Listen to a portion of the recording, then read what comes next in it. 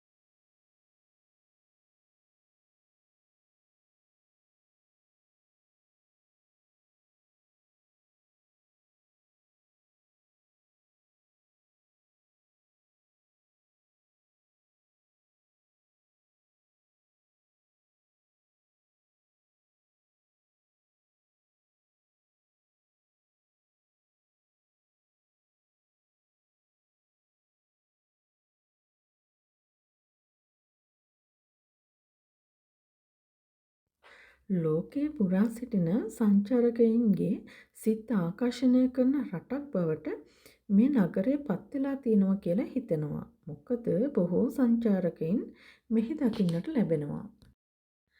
මේ ඔයාලා දකින්නේ ගාම්ලා ස්ටර්න්.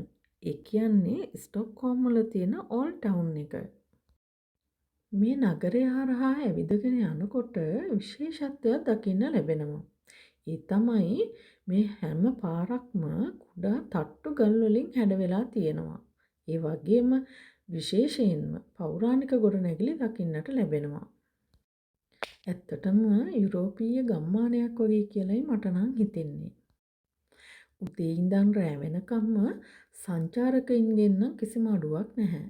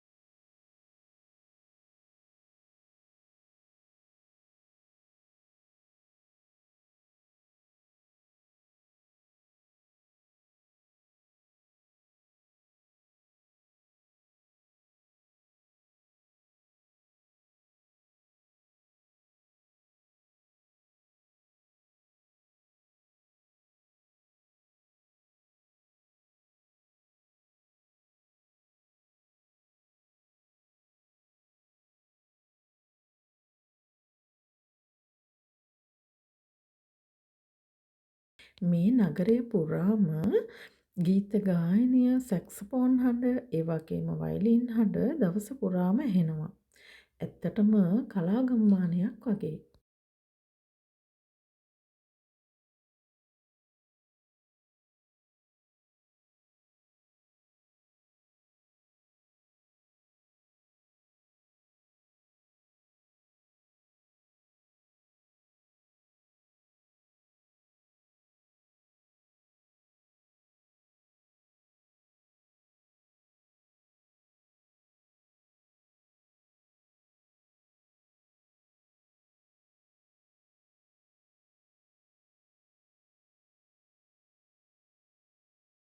නගරයේ සංචාරය කරන්නෙක් නම් ඔබ එහෙමත් නැත්නම් සංචාරය කරන්න බලාපොරොත්තුවෙන් ඉන්න කෙනෙක් නම් විශේෂයෙන්ම ස්වෙඩිෂ් සිනමන් බන් එකත් රසවත් කොෆි එකත් බොන්න අමතක කරන්න එපා.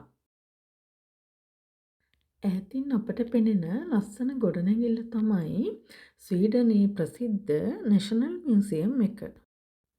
ඇත්තටම මේකේ ස්වීඩනයේ ඉතිහාසය ගැන කියවෙන කලා නිර්මාණ බොහොමයක් දකින්න පුළුවන්.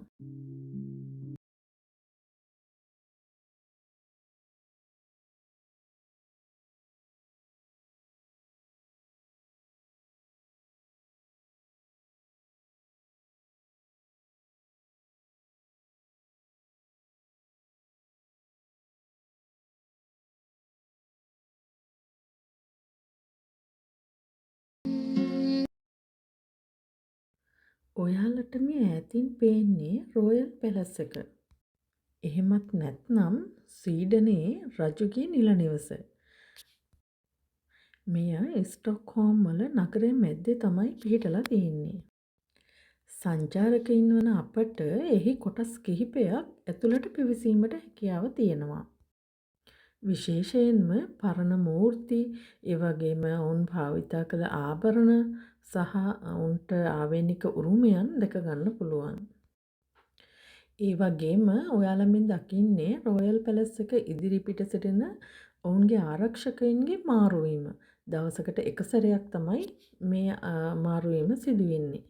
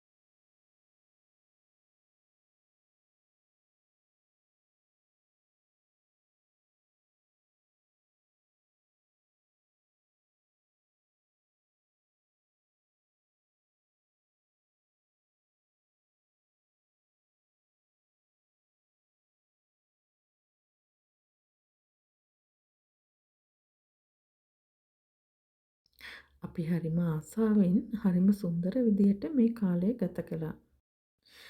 අත්දැකීම් බොහොමයක්, ඒ වගේම ලස්සන මතකයන් සමග දින දෙකක සංචාරය නිමා කරන්නයි සූදානම. ඉතින් එහෙනම් තවත් ලස්සන දවසක ලස්සන වීඩියෝ එකකින් නැවත හමු වෙමු. ගිහින් එන්නම්. සුබ දවසක්.